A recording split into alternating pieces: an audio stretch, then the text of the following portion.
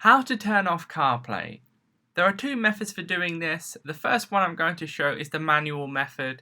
So click on to settings on your iPhone or iPad. Once you're on there, go ahead and scroll down until you can see screen time.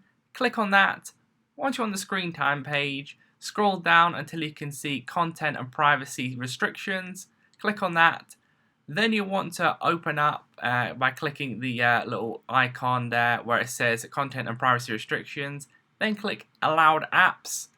Then you'll see right here it says CarPlay. Go ahead and click on the green buttons, turn it to black. That will turn it off. If you want to turn it back on again, just click that again, then it will be turned on. You can go back and forth on that depending.